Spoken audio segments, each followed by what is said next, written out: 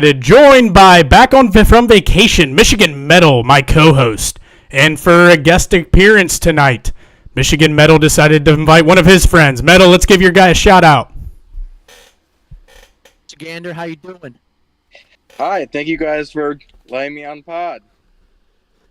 Yes, sir. Yes, sir. Welcome. Welcome. All we do is bullshit and talk ball. That's basically all there is to it. Welcome to the show. My type of thing. It's not hard. We're not very intelligent over here. Yeah, we're pretty brain dead. Yep, same here. So, Metal, how was vacation, my guy? Sounds like you were up in, what was it, Wisconsin Dells? Yeah, I was up in Wisconsin, had some cheese curds. Yeah, it was pretty Cheese cool. curds suck, by the way. Oh, fuck you. Here we go, another debate. Why did cheese curds suck? They're good. I just like hot pepper cheese balls better. But yeah, so it was pretty cool. Like, we went to this town called the Dells, and it's basically just like a bunch of like different water parks and like outdoor attractions. Like you can go on like duck boats and shit. And just like stay at these like other resorts. And I took my father-in-law golfing for his 50th birthday. And nice. That was fun. Besides like slicing and dicing balls, like we didn't have any of our clubs, so we rented clubs and like we bought like basically like a 12-pack of Titleist balls, and fucking lost all of them. And a good thing was like only fucking 9 holes too. But other than that, so if you had your own clubs, you probably would have shot par, right? Yeah, probably. I did post on Twitter that I shot eagle every hole, so, and that's not being disingenuous at all. So. Yeah, that's what I tell myself that every time. I just have the wrong clubs. If I just get a new pair of clubs, maybe new set of clubs, maybe I'll start to figure it out one day. Just remember, It's always the club's fault. It is. It's always the club's fault. fault. Nothing that I'm doing. Yep. I don't fucking suck. It's the goddamn clubs that fucking suck. But another cool thing, my wife and I won the putt-putt mini golf tournament against her family. Like she there won you go. A round of 18 one day, and then the next day I won a round. So we got winners in this family. There you go. Good. It was a good time. How many teams was it? No, it was just every man, woman, child for themselves. Okay. My weekend was good. I didn't do very much. I've got to go to Georgia next week. I've got to go down to Norris Lake the week after that. And then a couple weeks after that, I'm going up to the state of New York. So I have this past weekend and then this coming weekend where I'm just trying to get a lot of shit done around the house and kind of just have a weekend, because the next 4 I'm going to be doing something, just to have a weekend to not do shit. Because as you're getting older, as I've learned, you really do cherish those weekends where there's not a whole lot going on. It's always like great. Like I every time I have nothing going on a weekend, I get so happy because I can just like kick back and like play like Counter-Strike or like college football, the new college football game or something like that, or just like hang out with like the wife and kid instead of like being out and about like 24/7. Yeah, dude, like, whenever I was in my low 20s and shit, whenever I was out drinking and partying and all that shit all the time, oh, man, there's no way I could do that anymore. I would have such bad hangovers, and just, like, the having to do nothing is pretty fucking nice, because I feel like every single day there's at least something that, other than, like, going to work, that I have to get done. So having a Saturday and Sunday to myself, I will never complain about that. And I am getting more and more thankful for those opportunities the older I get, which might make me sound like I'm getting old, but that's okay. I'm aging like fine wine.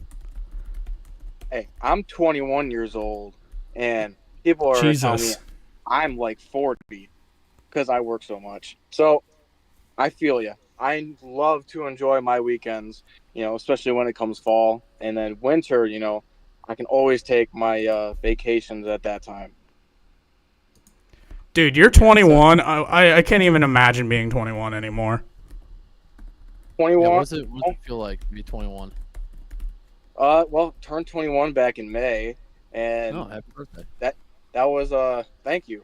That was What day in May? What day in May? The 11th. Oh, I'm the 10th. Wow. Well, That's crazy.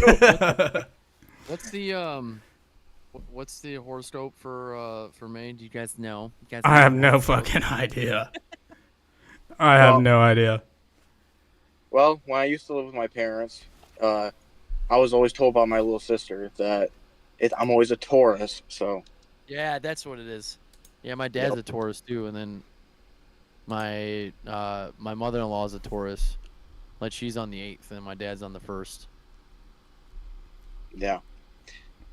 So That's how that being shit 21 goes. is definitely I would say being officially an adult, it's definitely an experience knowing that I have all I've had things to deal with before, but now I have a lot more things to deal with. So it's definitely a situation. I'll say that. But I never really got to experience the party lifestyle because I went to college for just a semester. Played college football for a little bit, and then I got dinged up. Got a job offer, and I took it and ran with it. It was too good to not take it. So Hell yeah. now I'm running my own franchisee, and being at this, I'm the youngest in company history to ever start one at my age. So it's definitely a lot. Hell yeah. Congrats, dude. That sounds awesome. Yeah, thank you very much. Where'd you play college ball at? Trine University in Angola, Indiana. Oh, I'm very familiar where that's at. Yes. Trine's got a nice, like, their basketball arena, I guess you could call it, is fucking insane. Yeah, that was, very nice to practice in during the, when it was hot out, to go in there and to do your conditioning inside the indoor arena and track. That was very nice. Yeah, I know the guy who owns that university is fucking loaded, isn't he? He used to own it and then he sold it. Okay. Because it's obviously a private university. So right. Yep. they named the school after him. It's a Christian school, so that's why it's called Trine the Trinity. God the Father and the Holy Spirit. That's why they're called Trine. That's what. Yeah. Where, Yogi Bear campground is close to. Where Yeah, there's all kinds of stuff. Lake everywhere. Yeah, I've been to Lake James a few times up there. That's a pretty really nice lake, and then I've golfed at a couple courses around there too. It's a cool area. Yeah, a lot of lakes. I think they said there was like 15 lakes. Yeah, they're everywhere up there. Yeah, you got like Clear Lake. Like 10 minutes in between each other. That's how close they are. Snow Lake, Jimerson Lake, Crooked Lake. Yeah, I never went fishing myself because I never had time to. But, definitely love the area. I always drive through that area to like probably whenever you go to your parents, right? Yeah, that's got to be right along the way.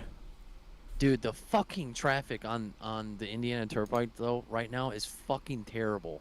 Like yesterday, it was stopped for like 20 minutes by one of the rest stops. I'm like, what the fuck is going on? Like, I'm trying to get home. Like, dude, this sucks. Yeah.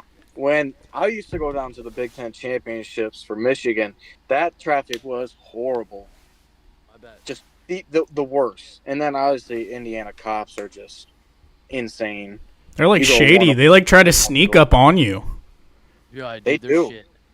Like there's a lot of them that aren't even in like a police car. They're just like hidden. Yeah. Ohio's got drones on the on 90 on the turnpike. Ohio does? Yeah, so I got pulled over one time, and there was like a state trooper just sitting on the side, literally just hand pulling people over and giving people citations. That's ridiculous. Yeah, he's like, yeah, we caught you. Our drone pilot caught you at going 89. I'm like, yeah, okay. Yeah, there's That's a not true. town nearby me called Buena Vista. The cops are terrible. Like, and the judge is just extremely strict about their town rules. Like, you seriously cannot go one over, and you will never get away with a ticket. Like, you can't even get points taken away. Nothing. It's terrible. Ohio. Yes. Back. All right, so let's get into it tonight. Metal, we'll hit on your topic first. Boston Red Sox. A couple weeks ago, you guys were. Sorry. A couple weeks ago, you guys were not dead, but feeling kind of dead.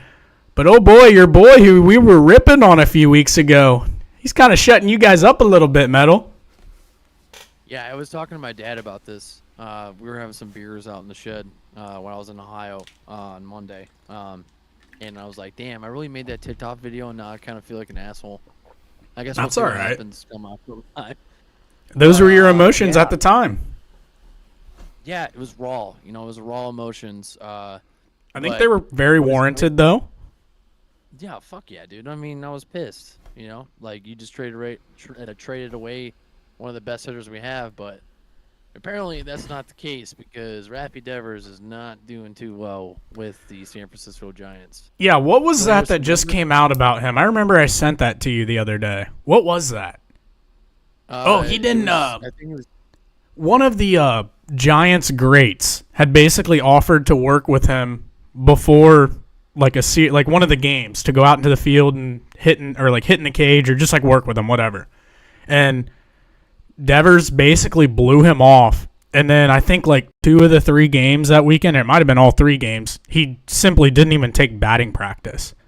And that kind of got leaked to the media and everything. And I think a lot of people realized, I can't remember what your GM's name, but damn, he got him out of there for a reason. He might just be like one of those locker room cancers. Yeah, so here's some fun and interesting numbers right now for Devers. So when Devers left the Red Sox, he had a batting average of 272 and an OPS of 905, right? So now with the Giants, that's a crazy OPS. Yeah. He has 89 at-bats, and he has 8 runs. His batting average is 202, and his OPS is 656.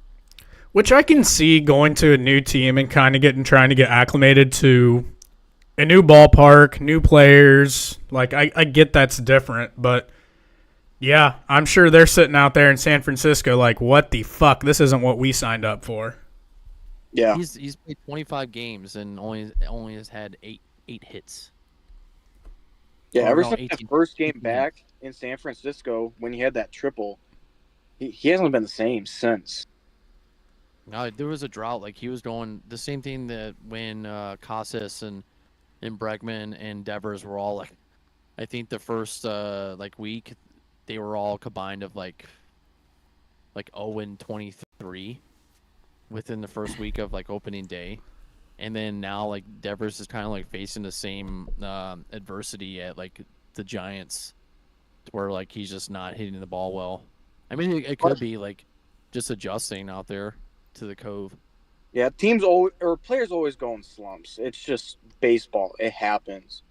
But, like you said, over there in San Francisco, he could be still adjusting to that atmosphere.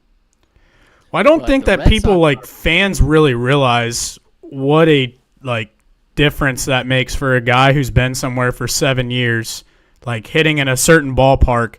It's a lot different whenever you go and you hit somewhere else. So that's why a lot of times you see a guy who does really well somewhere, and then for Devers' example, goes somewhere else and they struggle initially, or vice versa. Like you have a guy who's struggling somewhere, you know that he's a good player. You've seen flashes in his career where he's been good, and then he goes somewhere else and he starts hitting the tar off the ball. Like that's kind of just how it goes, and it's weird that it's like that, but I think that's just baseball. Kind of like what you said, Michigander. Like that's just kind of part of the game. You get really hot, you get really cold, and you just try to ride the waves.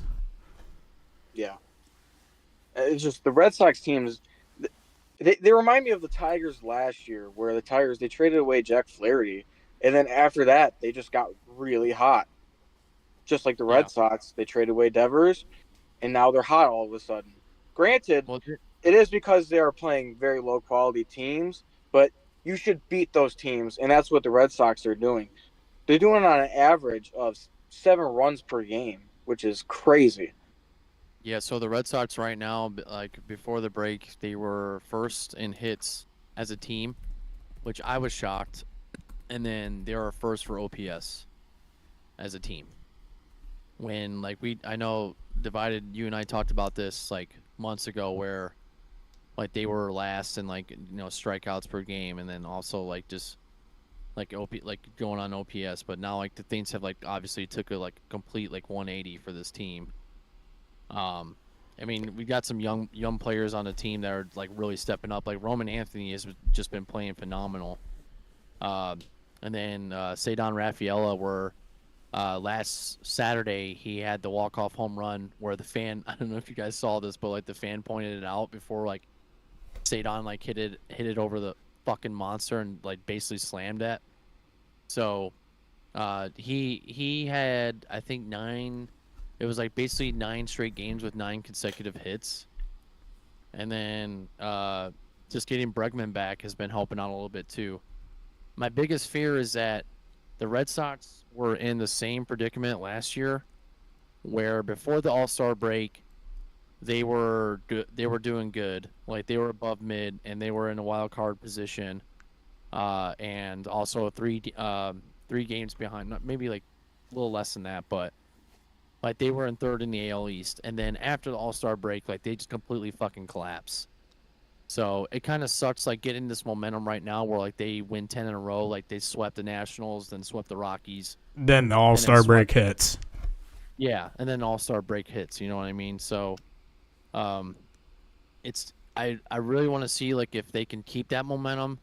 I'm glad that Crochet and Bregman didn't participate in the All-Star game. I know Chapman did, and he had the closing pitch, which that was fucking crazy. That entire All-Star game. I don't know if you guys watched that. I did not watch the end. I did not watch. Was it Aaron Boone put in? I can't remember his name, but like he put in one of the Rays hitters that had like 11 home runs, and then Dodgers manager puts in Kyle Schwarber because it was a hit off. Yeah. And then Schwarber hits fucking 3 home runs. And then they win the All-Star game. Yeah. I was listening to Pardon My Take. And they were saying that a lot of the guys on the AL had left. Guys like Judge and like obviously Ohtani. Like once they got taken out of the game, they must just leave and get back on a flight to go home. So that was basically their best option at that point. That's crazy. Well, the Raleigh was still there. Yeah, I don't know. They were just talking about like the big name guys that started the game had basically left and shit. Dude, that home run derby was fun to watch. Raleigh just fucking completely killed it, and he's got his dad and brother out there. Dad on the mound, and brother catching. Yeah, that's always a cool story when the dad's pitching. I always like those. You can tell he was getting kind of gassed because he was throwing it like inside a little bit. Like, with like maybe like 10 pitches left after like their timeout in the final.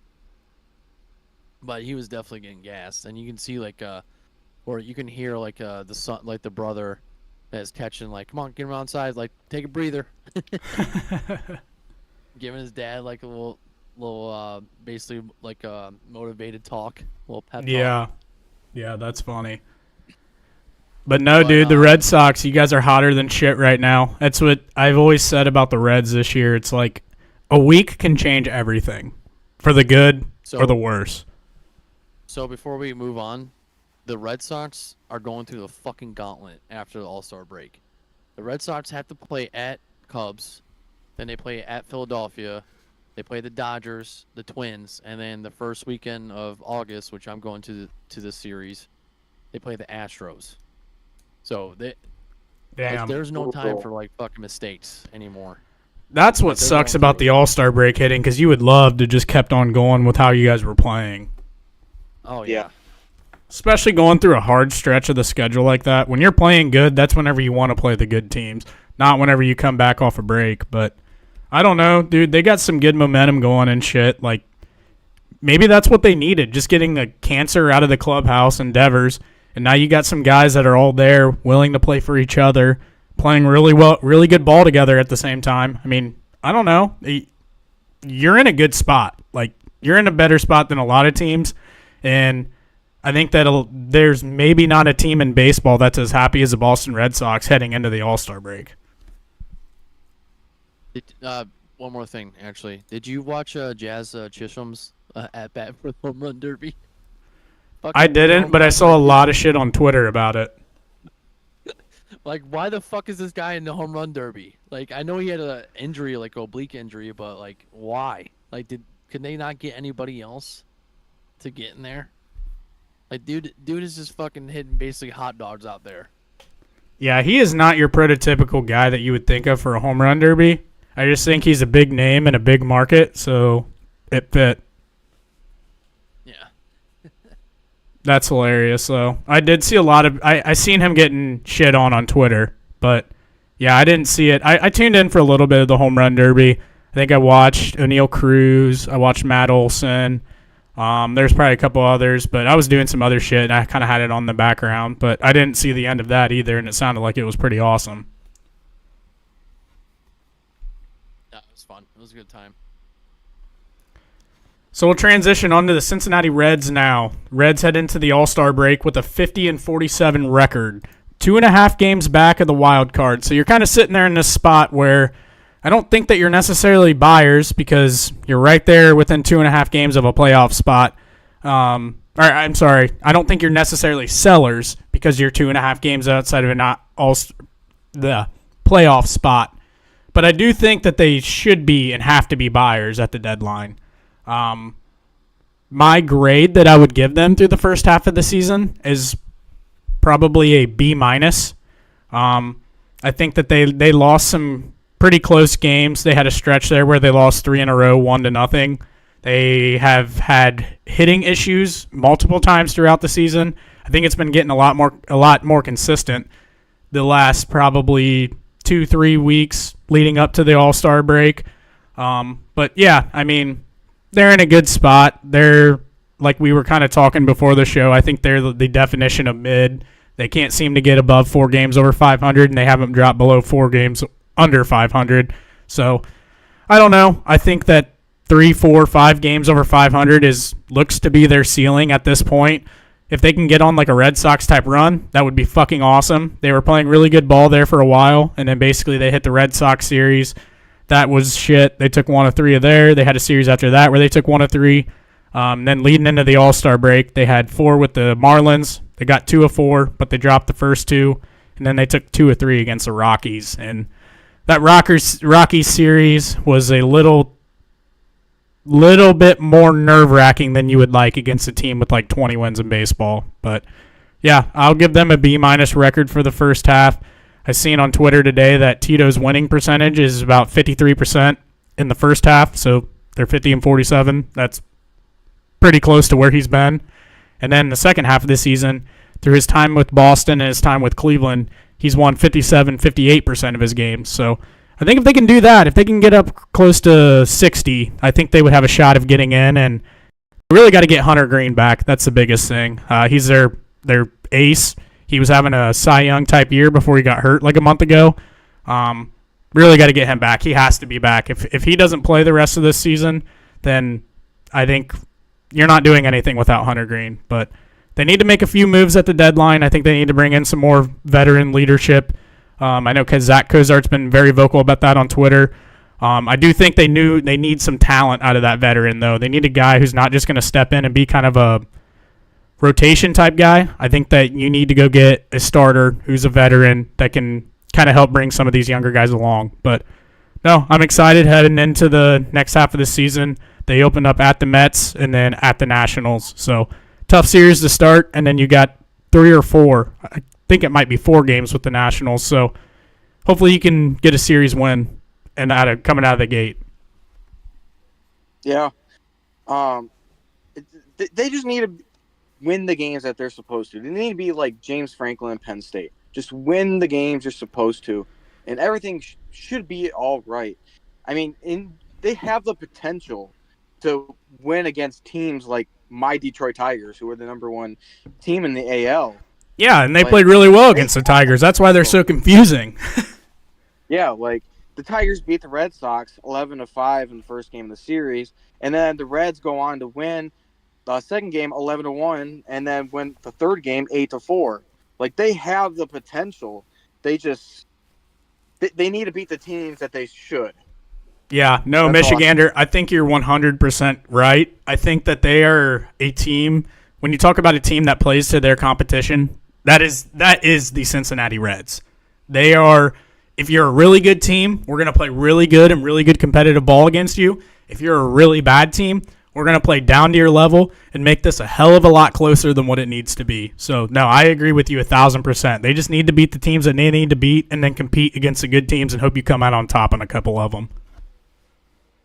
Yeah, You guys got the Mets, Nationals, Rays, and then Dodgers, and then Braves. And then Braves, yeah.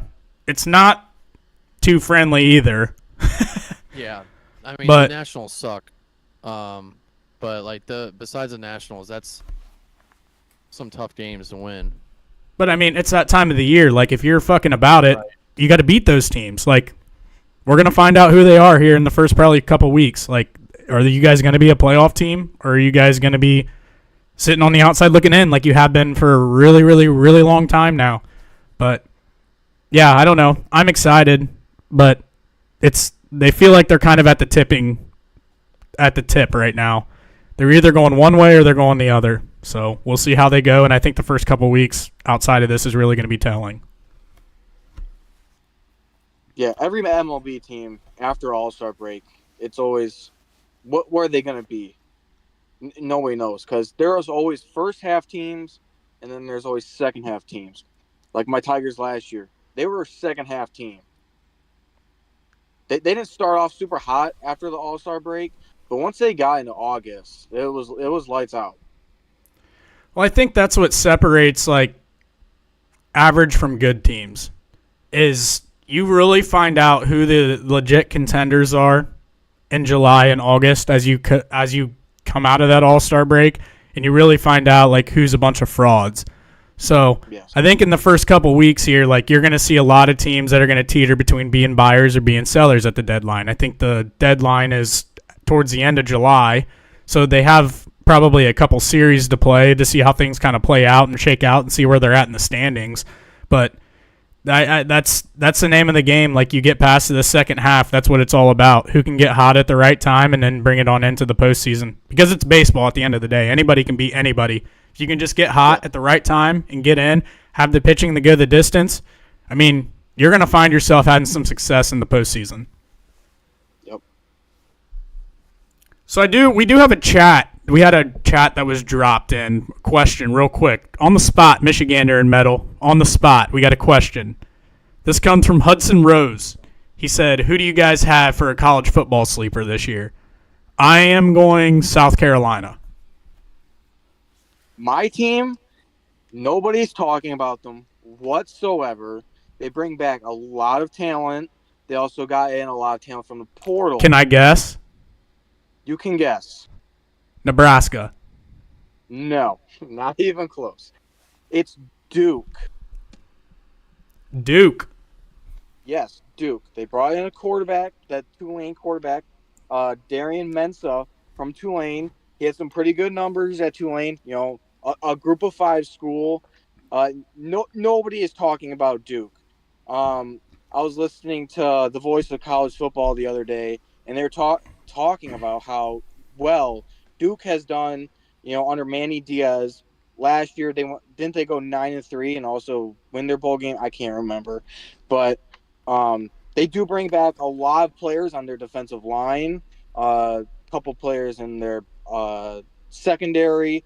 Offense is a little bit of a question mark, but that defense should lead Duke to probably 9 or 10 wins.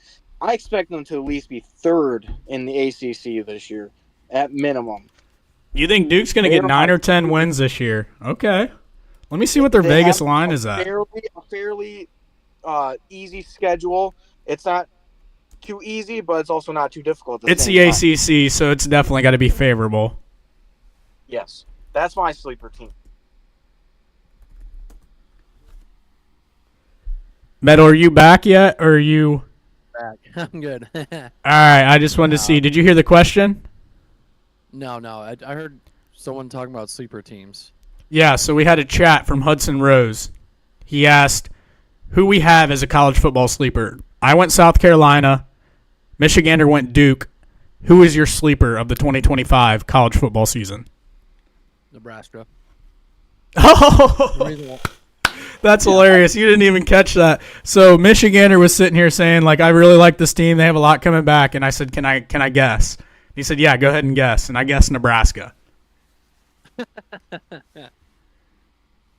Yeah, like Dylan Raiola's back. Most of their offensive line is back, and they like their PFF average last year, like rankings was like, I think, like they had a 73 like PFF rating, and then like they have some pretty good wide receivers coming back too. Their schedule doesn't look too difficult. Like the 3 tough teams they play is like they play Michigan at home, and they play USC at home, but the one might be the toughest is probably going to be Penn State, which is at Penn State. Hey, Michigander, if you're looking to throw some money on Duke, their win total's 5.5. Yeah, I already placed a bet on Duke, a parlay actually. I was gonna say, you said 9 or 10 wins. I would be smashing that if you feel that confident in them. Yeah, I don't know if you guys know him, but Steve Dace, he made some very valid points about Duke this year, and he brought up the over/under, and it made a lot of sense when I went back and looked at their schedule and their roster, and it being the ACC, and how they were last year too, especially with Darian Mensah. You don't just get a quarterback out of the portal and not throw him a lot of money for no reason at all. They obviously gave him a lot of money for a reason. Has a very high ceiling, being at Tulane and then now transferring to Duke. It makes a lot of sense to think 9 or 10 wins in the ACC with their schedule. Hey, I mean, I'm all for it if that's what you think they're gonna get. I mean, the line's 5.5. I would definitely be smacking that if I were you. Yes, I already did. Good stuff. Good stuff. Well, let's get into our next topic. So, talk a little bit about Kurt Signetti, Mr. Sig. We don't just beat ranked opponents, we beat the shit out of them. So he came, maybe not so much him, but Indiana University came out and canceled games in 2027 and 2028 against Virginia and replaced them with FCS opponents. So I completely understand the argument that this is Indiana. I completely understand the argument that they are probably not what, like, we don't think of them as a Michigan. We don't think of them as an Ohio State. But he's come in. He's had some success. He came from James Madison where he had some success. Made the playoff in year 1 at IU. He's got some good traction. He's also put some public statements out there, too, to teams and put some really big bulletin board material out there.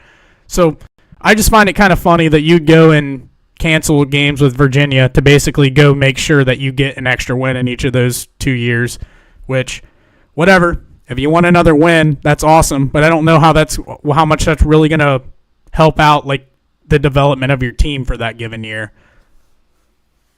Yeah. First thing is, I want to say, I don't blame them at all for doing this. Not one bit.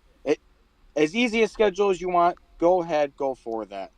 But secondly, just as the midst of the SEC and the Big Ten talks of the expansion of the college football playoffs and what the Big Ten commissioner is trying to do to get the SEC to gain more conference games, and then Indiana does this and just makes the Big Ten look worse as they're doing this right in the middle of the talks between the two.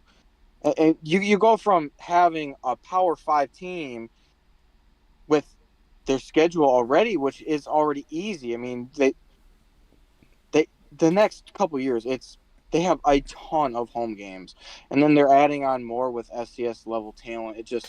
It looks terrible for the Big Ten, and it makes them look worse. Like they're afraid of scheduling. They're not like Virginia is not a great opponent in the Power Four. I mean, they have probably maybe 40 wins in the past 10 years. It's not a great program. And then you go ahead and cancel that, especially with making the playoffs last year, and everybody talked about your strength of schedule, and then you go ahead and cancel a series against them. It just makes them look bad and makes the Big Ten look bad right in the middle of these talks of the college football expansion and trying to get the SEC to add on an extra conference game for the regular season. Last year they completely blew everybody out besides Ohio State. And they only beat us by 5, but yeah, I mean, I don't think. I feel like this is something in their favor because last year, like they played FIU, Western Illinois, Charlotte, and played other bad Big Ten teams besides Ohio State. Like Ohio State was the only ranked team that they played during that season, and they still made the playoffs. I mean, I think like I do agree. Like it does like kind of remove like it makes a bad name for the Big Ten, especially like if we're trying to like get other opponents in other conferences like the ACC with like Virginia.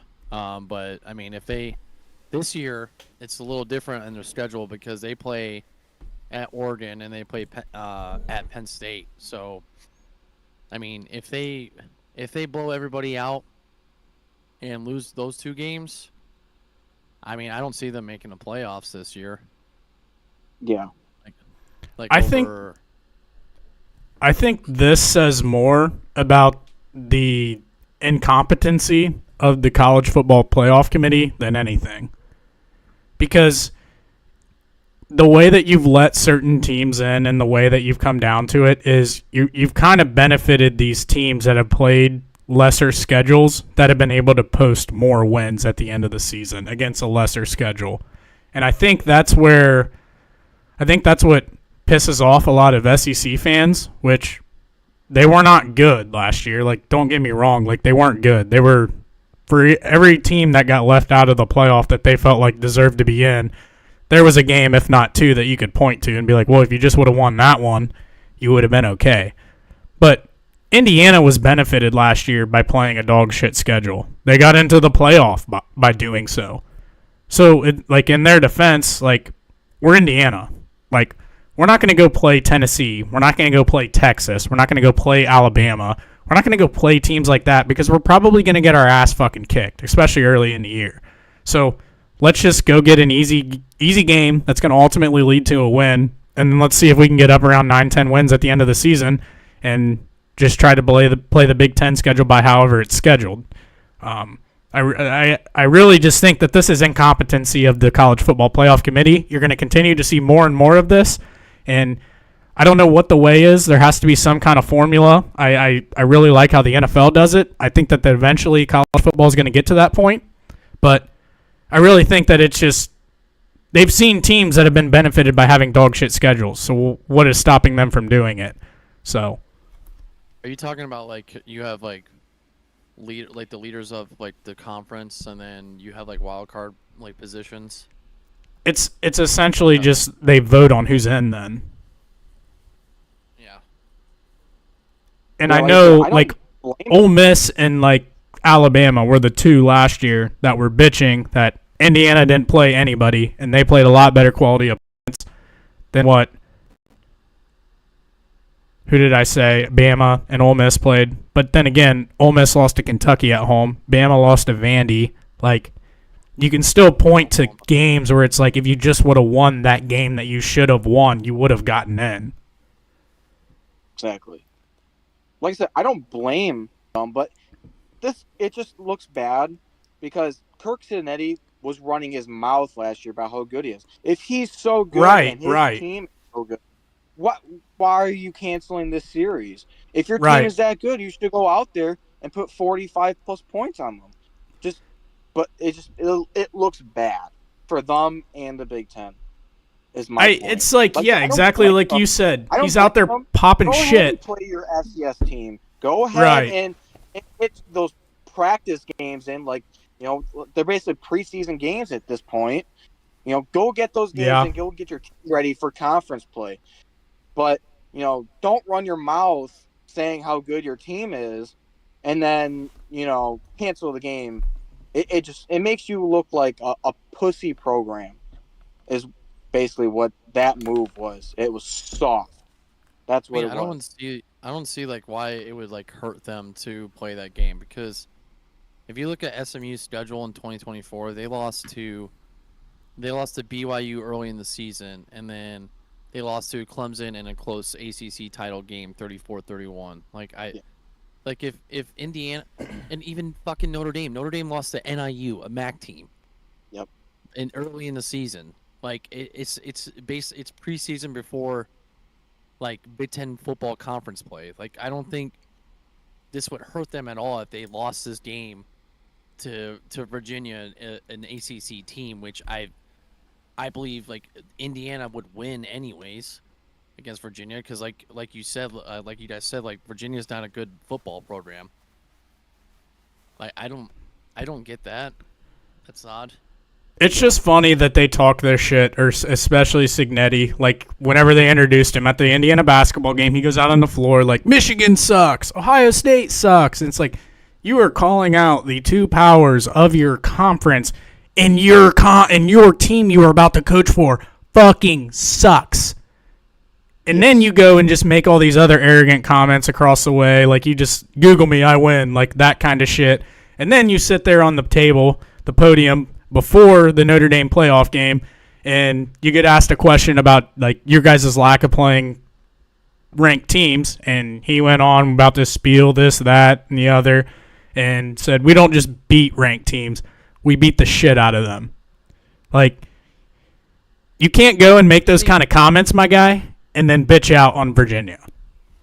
Yeah. I'm actually gonna look this up right now. Like who was ranked on Indiana's football schedule besides like Ohio State? Nebraska might have been when they played them, but they beat Nebraska by like literally 50. No, Nebraska wasn't ranked. Yeah, Nebraska was unranked after they played Illinois. What was that, like week 4 or 5? Yeah. After that, ranked, like nobody was ranked besides Ohio State. And then the two games they lost were both ranked teams. And I don't think they were like overly matched in either of those games, but it was just like you knew who was going to win. Yeah, like Indiana had a top 10 offense and defense going into both of those games. Because they didn't play anybody early against Ohio State. Like they were making big drives against Ohio State, and then Signetti just got out-coached and outplayed. I think the first drive of the game, Indiana went right down and scored, and then they didn't do like anything the rest of the day. No, they didn't do shit. And then Will Howard with the put the cigarette out. Love the fuck you energy. But it's also like, it's not like they scheduled, let's say Clemson on their schedule. Nobody will blame them for canceling that. It's fucking Virginia. Like, a team that, to pass, 25 years, have made, like, 3 bowl games? Like, come on. It's so soft. I mean, especially with their future schedules, like, 26 and 27, if they schedule another FCS team for 2026, they would have 8 home games. They would probably go a whole month without leaving their own stadium. I mean, they got Colorado State at home, Western Kentucky at home, Minnesota at home, Northwestern at home, Ohio State at home, Purdue at home, USC at home, and then they have 4-way games, Michigan, Nebraska, Rutgers, and Washington, and that's in 2026. 2027, they have 7 home games. Home Kennesaw State, home Indiana State, home UMass. Didn't they already play those 3 teams just last year at home? Like... Yeah, I mean, when you're playing dog shit teams like that, it's always going to be at home. home I think Iowa, I'll have home like Michigan, home Penn State, home Rutgers, and then 5 away games at Illinois, at MSU, at Minnesota, at Purdue, at USC. Like, their schedule is not hard by any means for the next 2 years. And they're canceling a home series with Virginia. It's just sad. And then on top of that, they're also paying Virginia $500,000. Is it per year or for both years? I think Either it's way, per they're game. $500,000 for cancellation fees. It's absolutely soft move for this university. Like, So let me you're also losing money on top of this. So instead of just being soft, you're also paying to be soft.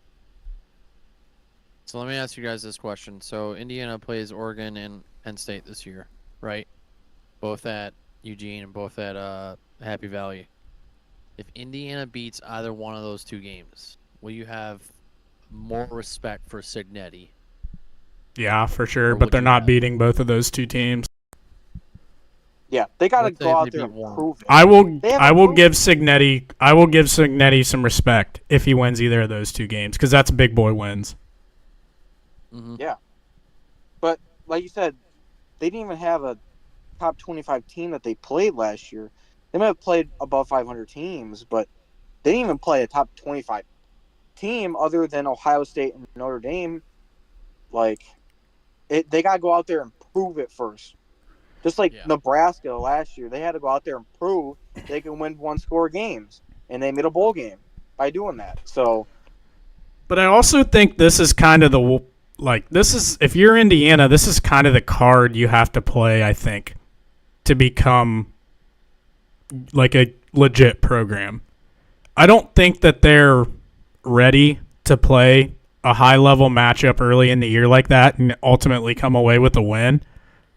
But I'm not saying that's an excuse. Like, it's still bitch energy to cancel Virginia because they're not very good. But if you're Indiana's football program and you're Kurt Signetti trying to build something here, like, this is probably the way you do it at Indiana. You got to just start stacking like good number of win seasons together, and then that's whenever you can up your recruiting a little bit, and that's when you can start playing those tougher opponents once you have better players in house. Because I mean, he's pulled from the portal a lot. Obviously, he had basically half of James Madison's team on Indiana last year, and then he went right back to the portal this year. So I think he's just trying to kind of establish his program a little bit. let's just hope it's not a Mel Tucker situation, where he comes in. Mel Tucker came in during the COVID year, but right after that, he brought in a ton of transfers. He had a 10 or 11 win season, and then after that, just collapsed. Because if you're just all you're gonna do is bring in a ton of portal guys and expect to win that way, it's not possible. You can't build a culture that way. Teams catch on to your, the way you play, the game plan, and then, you get harder schedules. You're not going to always have, only one top 25 team in your schedule every year and then expect to make the playoffs that way. It just doesn't work.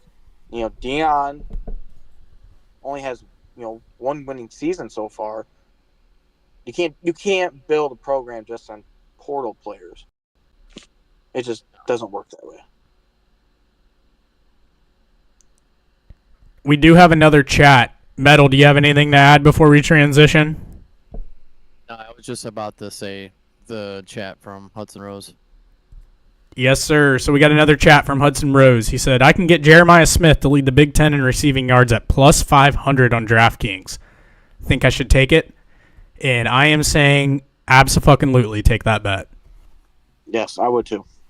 At that value, 5 times your money, fuck yeah, that's definitely worth the money. Hudson, head to DraftKings, place the bet. All right, as we transition into our next topic, we're in the dead of July. There's not a whole lot going on. This is the worst week of July. We don't have an NBA, an NFL, an NHL, or an MLB game now yesterday and today. So definitely the dead of July, but we got a lot of topics going on in the college football world.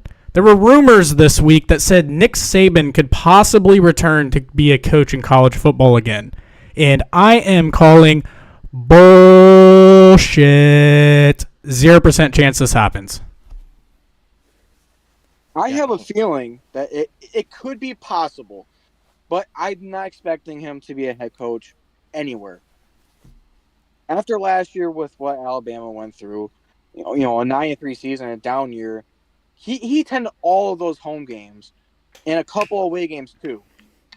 I think he sat there and did not enjoy that season whatsoever. He saw collapse of his program go down, losing to Vanderbilt in Oklahoma and have just terrible offensive performances and defensive against piss poor teams like Vanderbilt and Oklahoma.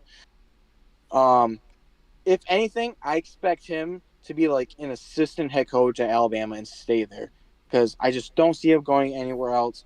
But if he did go somewhere else, there are potential programs that he could go to, like Arkansas, maybe. Auburn. What's Auburn going to do there? Kentucky. I heard rumors that there was talks about him going to Auburn. But that's kind of like if Urban Meyer came to Michigan though. That's not happening. Like I said, this is just all hypothetical and possibilities. Mississippi State, what's going on there? Wisconsin, could he potentially come up to the Big Ten if Luke Fickell has a piss poor year? USC, what's going on with Lincoln Riley? LA area, would Nick Saban want to go to LA and take over, a historically great program in USC? Fuck no. And then maybe Miami. What? It's just all hypothetical, like I said. I don't see if he was to come back into a coaching role. I only see him as maybe an assistant head coach at Alabama. Yeah, I don't see him coming back at all. He called the nil model itself unsustainable. I don't think he likes the nil at all. But he feels like he has zero control over his players. Remember also, that House bill just passed too. So programs can pay players directly and have control over that. Yeah. Maybe he saw that and was like, hey, I can have control over my players now. Instead of before where it was just basically free agency. And on top of that, they just passed that there's only a one-time portal entry and one-time portal. I don't know, because it is just locker room talk at this point right now. It's just kind of the rumors that were going around where Justin Spiro was saying that Urban Meyer is going to come out of retirement and go to Michigan State. Urban Meyer is never going to come out of retirement. That's just not happening. He's a sideline heart attack away from death. So, I just don't see Nick Saban coming out giving up the deal on College Game Day to be out there on the field and he's only been gone for a year now. But like I said earlier, he had his issues with the way college football was going, and maybe the bill that was passed could change things, but I just don't see it happening at all. And he's not going anywhere anymore this year.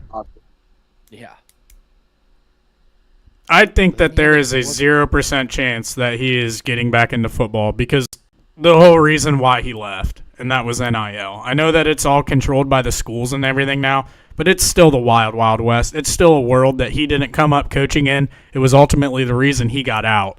I don't think he would ever go out to USC. I can imagine USC out there with a bunch of bitch boys on the West Coast. I do not think that would work at all. I think that Nick Saban's a GOAT. He's going to go out there and have success. But there's a little different work ethic out there on the West Coast than what there is down in Alabama or here on the East Coast.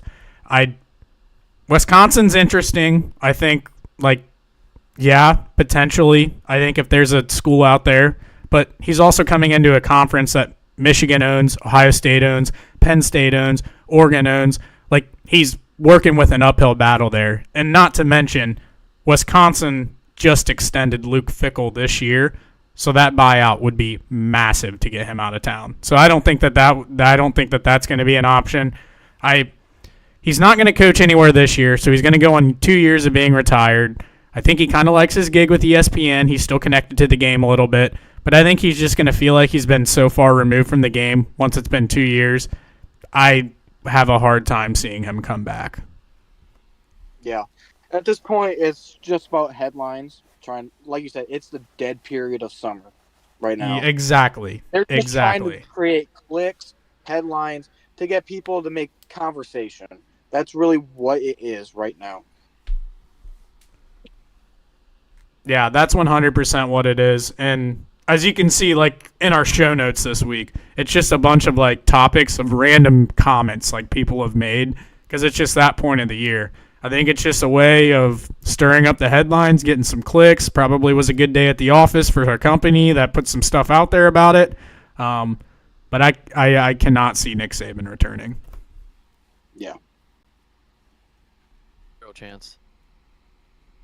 I would give it a 0.0000001% chance. There's always a chance. There's definitely always a chance. I just don't think it's very high. Yeah. So Garrett Nussmeier this week, as we keep the dead of July rolling right along, we got people that just out here trying to make headlines where they can. Garrett Nussmeier, quarterback of the LSU Tigers, made a comment that the SEC is the best conference in football. So I think you guys are going to like my take about this. I think you guys are really, really, really going to like it, both of you. Oh, yeah. I see this a lot like the Ohio State-Michigan rivalry because you go back to say, yeah, but how was it for the longest period of time? And it's like, yeah, you're right. Ohio State did own the rivalry for a really long period of time, but lately you haven't. And it's kind of the same way with the SEC. Who has been at the top of college football the past 10 to 15 years? It has been the SEC. But have they been around lately? No, they have not. They've gone 2 straight years not even having a team in the national championship. So historically, if you want to say since 2000 or however far you want to go back, yes, the SEC is the cream of the crop of college football. They're in and out the best conference year in, year out. But you can't say that anymore. Like, I think the Big Ten has officially caught up, as we've seen the last 2 national champions come from the Big Ten, and both schools have had multiple teams that have made the playoff over that span. Yeah, totally agree. It's just, it makes me laugh at a comment like this, especially when you have facts and Google out there where and he's also an active player where he lived through this. He just lost to USC last year, and he's talking like SEC crap right now. You just lost to 6-6 USC that lost to Rutgers. Or no, it was Maryland. Sorry, Maryland. They lost to Maryland. They lost to Michigan. Yeah, that too. They lost to Michigan. That was the worst game I've ever seen. It's laughable. I mean, the Big Ten was 1-4 against the SEC in bowl games, and that one win was Missouri over Iowa, and it was a 1-score game in that game too. Like, I'm pretty sure Iowa led most of that game and gave up the fourth quarter. And the Music City Bowl? I can't remember, but it's just laughable at this point that they think it's just every news network. It's media driven at this point. I mean, it's just, you can't laugh hard enough at this when the last 2 national champions are Big Ten teams, and you go 1-4 in bowl games against Big Ten teams. And I'm pretty sure even in the regular season, early season, Big Ten SEC matchups, they still only got maybe 2 more wins out of that. Like that one Wisconsin game against Alabama, and I can't remember another one. But yeah, it was either way. We're still 7-3 against them from last year. It's just laughable at this point. Yeah, I mean, Ohio State beat Tennessee and Texas in the CFP, and then Michigan beat Alabama with most of Bama starters, with Ryan Williams starting, and then Milroe starting, and then Haynes starting. So and you didn't have 2 of your best players. Yeah, we didn't have Loveland, we didn't have Graham, we didn't have Grant, we didn't have Will Johnson, which, I mean, he already pretty much declared midway through the season that he wasn't playing another down. But we didn't have Miles. How you can say that? Yeah. we had to move Evan Link, who was statistically the worst right tackle in college football last year for the Power Four, and moved him over to left tackle in that game. And he had his best game against Alabama. So, Yeah. Jordan Marshall fucking played a great game, and it was his first game starting. So I mean, I don't see again like we talked about earlier, like it's dead period of college football. Like these fucking idiots are gonna start saying things like Diego Pavea, wherever the fuck his name is from Vanderbilt, is making the comments saying that you don't want to play in the Big Ten because it's not the best conference in football. When the past 2 years, the national championship winners have been two Big Ten teams. Yeah. So. And then you got Nick Castellanos over there at Florida State talking shit about Bama not being the same because they don't have Saban. Like, it's that time of year, guys. Yeah. I mean, that could be true. I can see that. I can see that Bama is a totally different team without Saban. I get they're not probably the same, but you went to a school that won 2 or 3 fucking games last year. Why are you opening your mouth? You got benched at Boston College. Why are you opening your mouth? Money opened his mouth. Exactly. Like, this is exactly what Metal and I said about the Pavia thing and about the Castellanos thing. Like, in today's NIL world, the whole thing is to just get your name out there in the headlines, get clicks.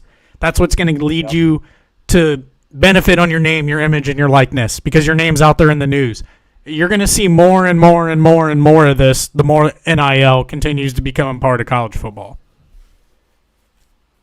So people just want to make a name for themselves. Like, ooh, let me get this sponsored by Preparation H by saying something completely idiotic. And it's always the guys at, like, the mid-fucking schools that, like, haven't really done shit. Like, you never really hear anything from any of the big schools that are out there. Yeah. Next, we're going to hear some shit, like, from kids from, like, Toledo. Or, like, at Bowling Green. Which they're going to be an interesting team next year. Yep. With Eddie George at the helm. It's just the SEC isn't the cream of the crop anymore because of NIL. It's a level playing field now. Especially Big Ten schools where we have CEOs of big tech companies funding these universities. Like down south, you have your local guys, your car dealership owners, bankers, local guys that are funding these schools. Here in the Big Ten, we have big tech companies. Like we're the research schools of the world. Like we're being funded by government agencies and stuff like that to, research cancer and space and all sorts of things. That's what we are. We have the money. You guys are just being funded by basically fans. Yeah. Fans and alumni. That's all they are. Yeah, I mean, Michigan's got Oracle in their back pocket. Yeah, Larry Ellison's now the second richest man in the world, worth $250 billion. I did see that. That's insane. Yeah, I saw that too. That's actually quite funny. Right behind Elon Musk, and not far behind. Yeah, I mean, it's that time of year, like we keep saying, like you're just gonna keep seeing these type of headlines from these mid-tier schools that want to talk their shit. They got a lot of talk going into the season, but we'll see how it all plays out for them as we get further into it. Yeah. Can't wait till college football starts. It's just like last year where the SEC, they cannibalized themselves because it became an even playing field. Yep. Yeah, I mean, they were the ones doing shady shit for years upon years and paying their recruits. Not saying that recruits probably weren't paid at Big Ten schools, but nothing like they were getting down there. Yeah, it is. It's just, that was a known thing. Still is a known thing that they were doing that. They were able to stack talent. Year after year, get the best players in the nation to come to their schools. Can't do that no more because another school is going to get the same level of guy that you got. Yeah. Yep. The SEC screaming that they're the best conference in football is solely just like hanging their hat on all the people that were there before them. Yep. We're the best damn conference in the land. Like Bunch of Georgia fucking was, hicks. yeah, like Georgia was able to do that after COVID because teams are just getting onto the NIL game, just getting onto it. So they're able to still keep their talent, and B, go out and get more talent. 21 and 22. But then after that, every other school got right onto it. They got into the same NIL game, and now Georgia, they don't have the number one class anymore. USC does. So Speaking of Georgia, divided that video you posted earlier today. That was funny as fuck. Georgia football players, drink this whole bottle of vodka and then get in the car. I don't know who made that. I saw that somewhere and I was like, this is gold. Dude, it was so good. Oh man, that's good. So speaking of other things we've seen on Twitter, your guys' boy, Connor Stallions, he's still around. He's still lurking.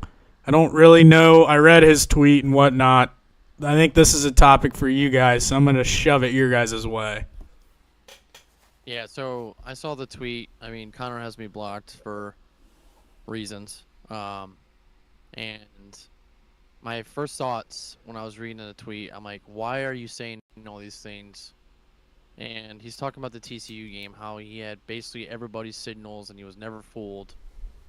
And then he goes on to say at the last part that he's not allowed to talk about the investigation. Because I think DPH or some other Buckeye fan asked him about something related to like the signals and stuff, and he said that after the investigation is over, he's gonna get further into this. And like it's kind of just weird that like I understand like especially with like the backlash, like what's going on right now with Sonny Dykes talking about like how TCU threw out dummy signals throughout the game, and that's what fooled Michigan, and this is the reason why they lost. And I think Connor kind of just felt the need that like he needed to say something to defend himself and defend the school. Like, hey, I wasn't fooled. It was just that we missed tackles and we just played piss poor. Which I mean, you can see that when you watch the film of the game. mm-hmm. Like Michigan played fucking terrible.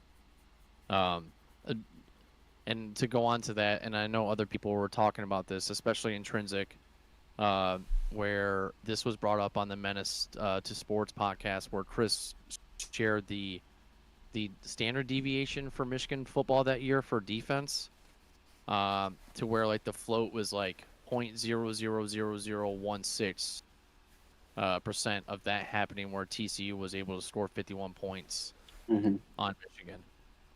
So to say that, and I know if you look at like other like programs like throughout the year, and I kind of did the math on this, like where Michigan had the highest float, the standard deviation of like 4.22, and then I did other teams where like Georgia in 2022 only had a a 3.2, which wasn't as high as Michigan.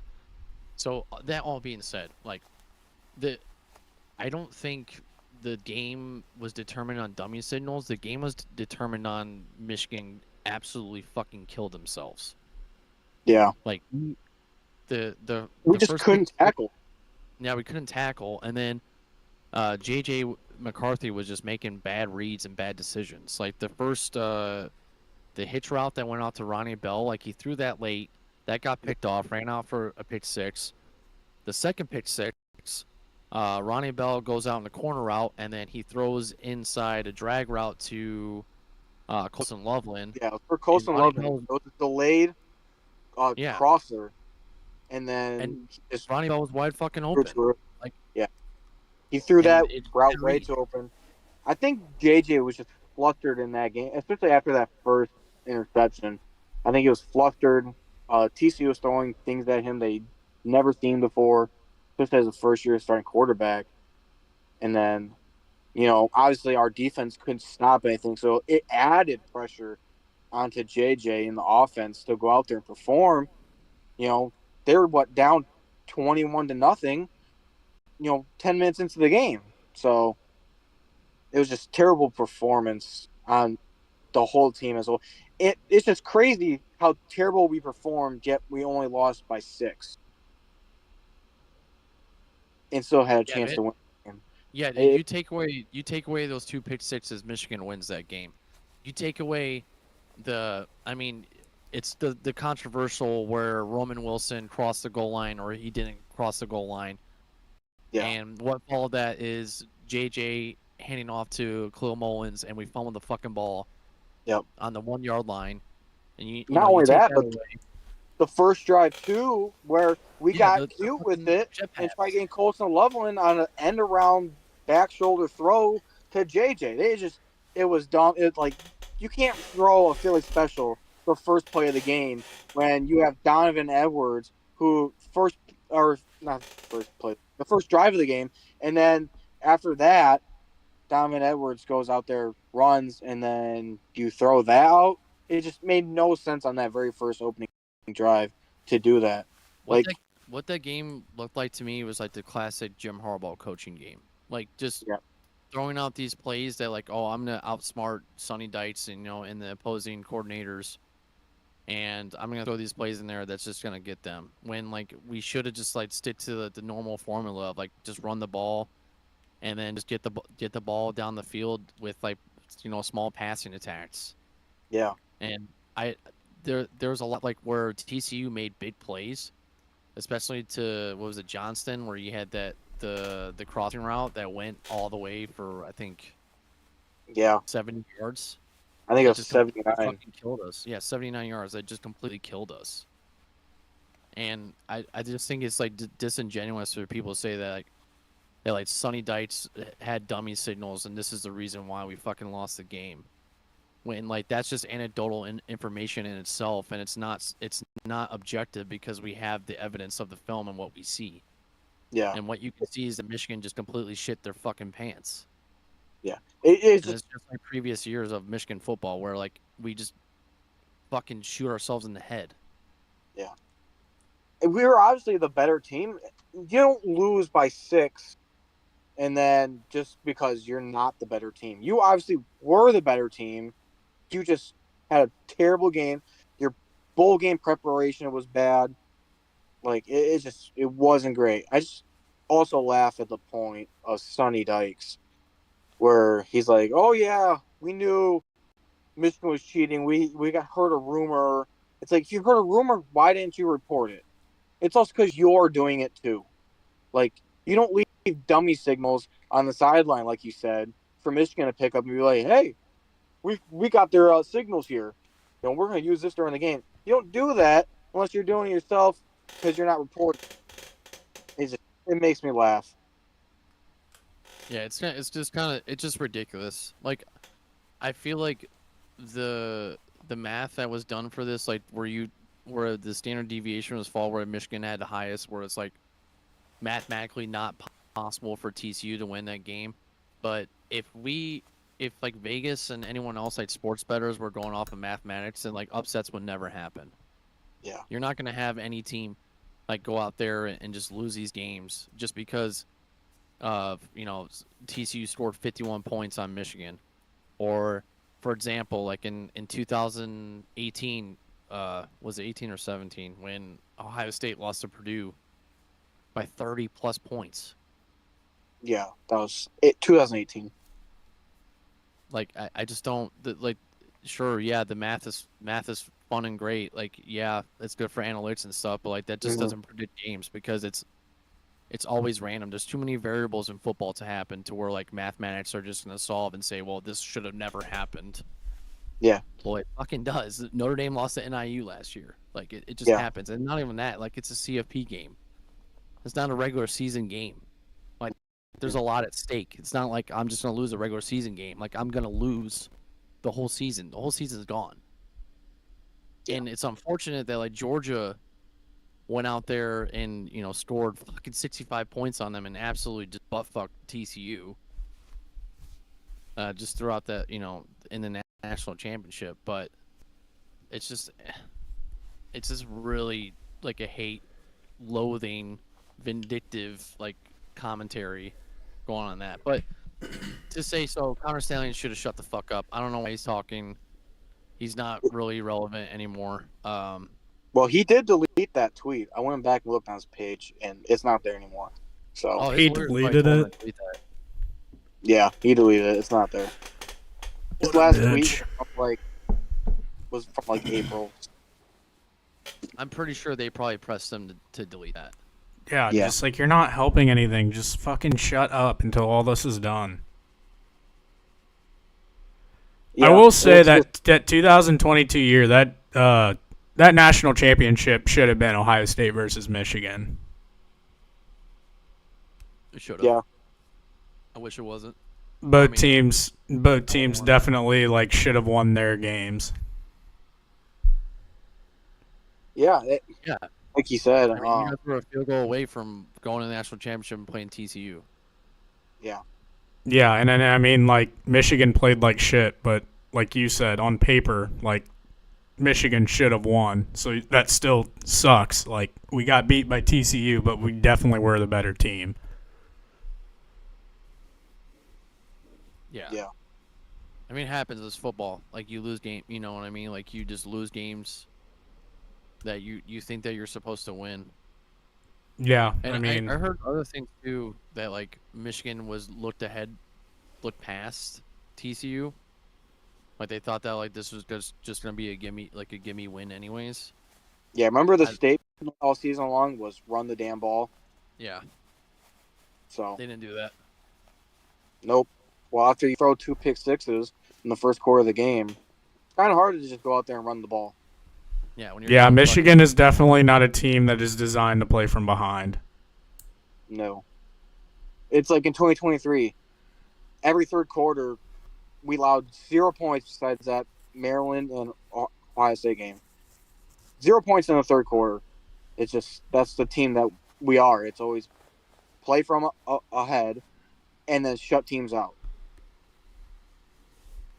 I mean, that was Yep. that wasn't even like the first game that like Michigan struggled that year too in 22. Like we struggled against Maryland in 22. We always struggle away at Maryland. Yeah.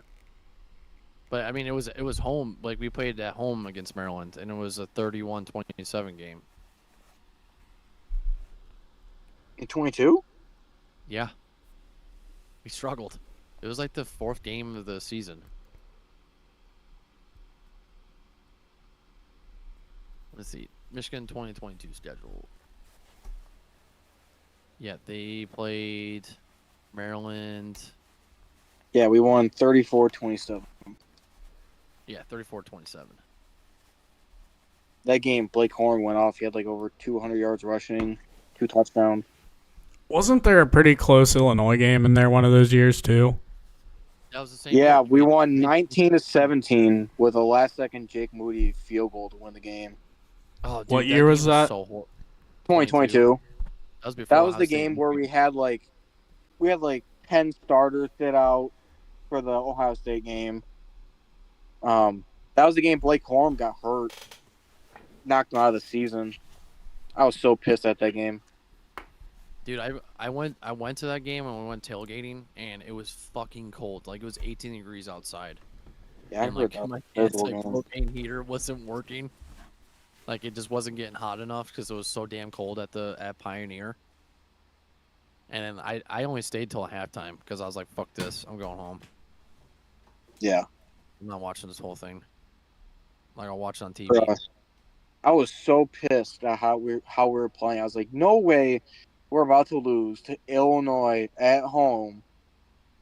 And I just got so pissed. I punched a hole through the wall in my house. I was like, oh my God. I just raged out. I was like, I can't believe this is actually happening. Well, And- Illinois had the best run defense that year in college, or I think they had top 5 run defense in college football that year. Yeah, well, it also didn't help that they took Blake Corum out of the game. I mean, Yeah, Blake Corum was basically destroying them on the ground. It was bad. And then they took him out, and then it just wasn't the same after that. We had Tavier Dunlap start in the backfield. After that, it wasn't great. Yeah, it was a nightmare. Yeah, and then he split carries with a true freshman walk on. I can't remember his name, but yeah, it wasn't fun. I'll say that.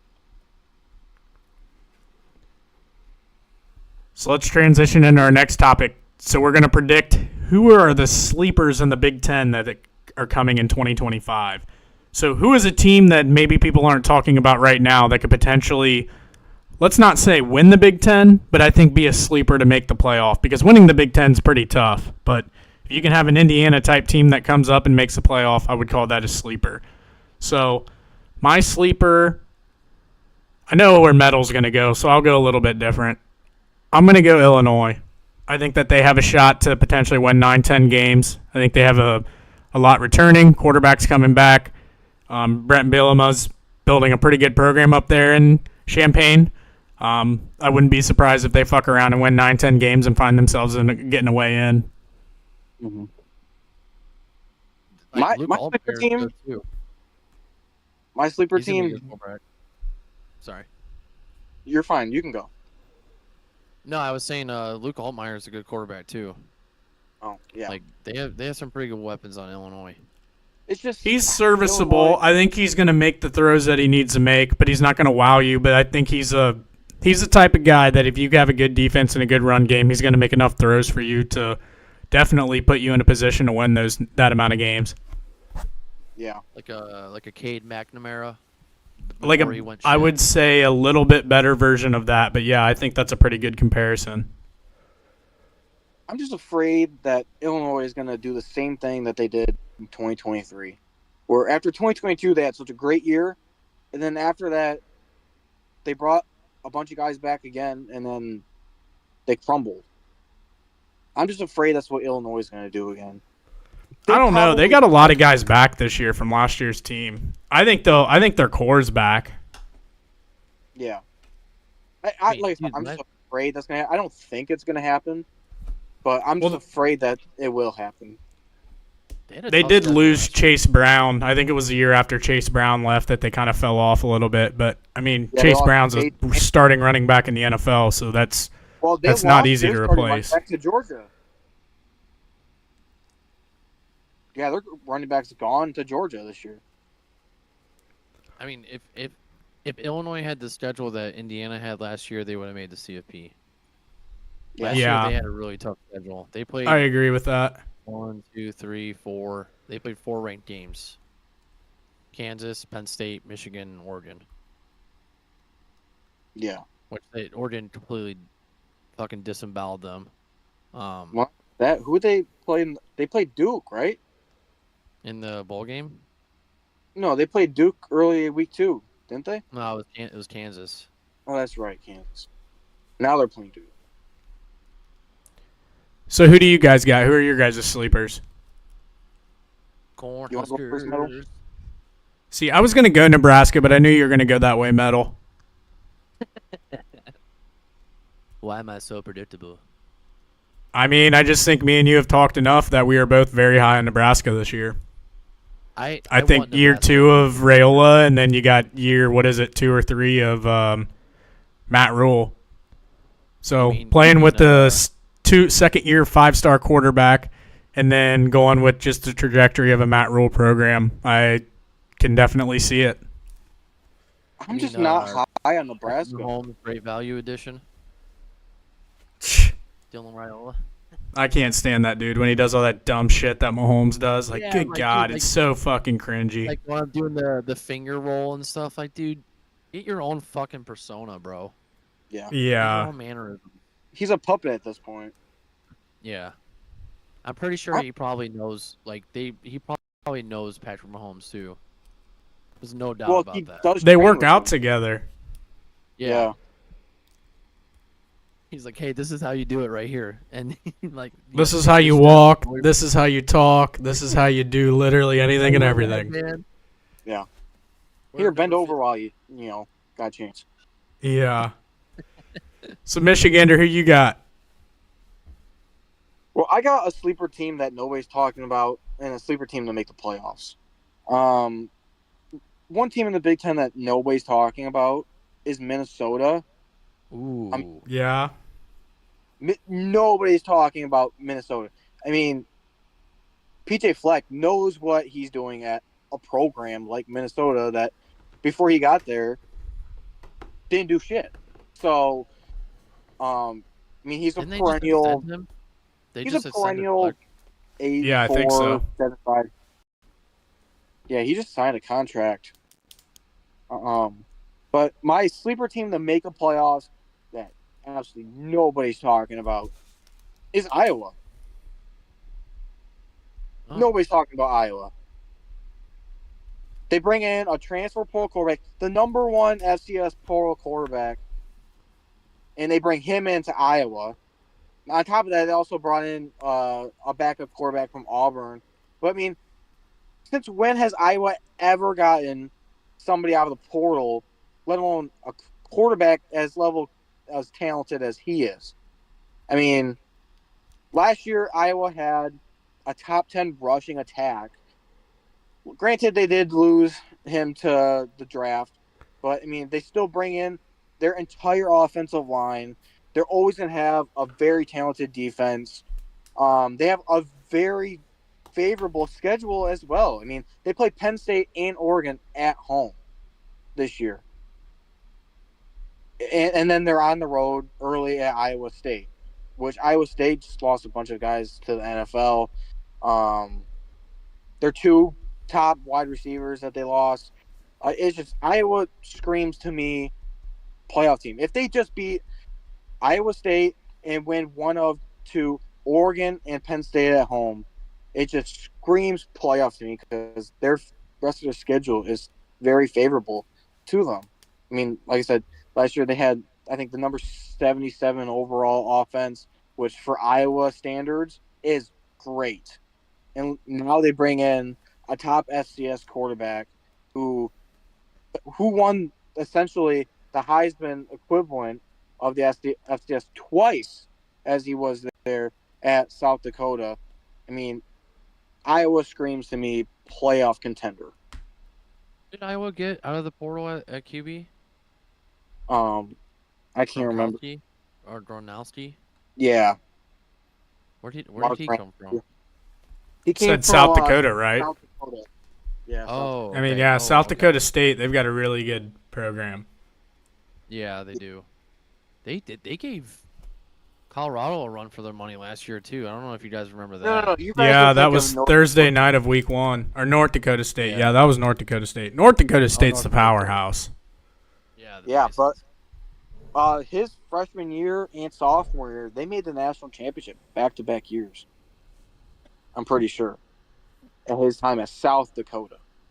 Damn. I honestly didn't really know a whole lot about Iowa. I didn't know that they had a kid like that coming in. Yeah, and like I said, they bring back their entire offensive line. They bring back 4 of 5 of their starters from last year. Iowa just screams to me playoff contender because of their schedule, the guys they bring back. Like, Iowa, they don't have to be super fancy on offense. They just got to at least be able to run the ball and get first downs on third down. And Iowa can seriously upset a team like Penn State or Oregon. Well, they got to play Indiana too. They play true. home for Indiana, and then They have play at Indiana. USC. It's at Iowa. Yeah, that's Ooh. a win for Iowa. Yeah, It's so hard to win there. that'll be a good Especially game. at 19. Also, a good point too is Iowa. They haven't had, a season in a long time of winning a lot of games. The last time that they were actually like really good was 2015 when they went into the Big Ten championship game, played MSU, and then made the Rose Bowl. They played us in the Big Ten championship in 23 and 21. Yeah, but they also had like Indiana schedules. Yeah. So And also, the Big Ten West was. They've been terrible. like their coach there. What is his name? It's on the tip of my tongue. But anyways, I mean who is it? Prince. France, Kirk yes, Ferentz. that's it. I mean he's been a good coach there for a really long time. Like they've been one of the more consistent schools in the Big Ten, where they're not at the top echelon, obviously, but they're usually like the top third of the Big Ten, like consistently Yeah. the past basically since he's been there. Like they'll win 8-9 games a year, You know how long he's been there for? Is it 30 years? I think he's been there since 2002. 1999. Wow. Damn. So this will be like his 26th season then. Yeah. He's been there since the 80s as an assistant. Well, he was at according to Wikipedia, he was with the Ravens prior, and then he was basically offensive line coach. But yeah, he was there in the 80s from 81 to 89. Yeah. And then he went to the NFL and then went back to Iowa. But yeah, I think he's like third all time in Big Ten wins.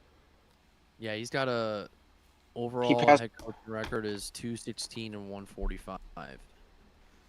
Yeah, who did he pass all time 2 years ago? Paterno? Who? Did he pass Paterno in the Big Ten?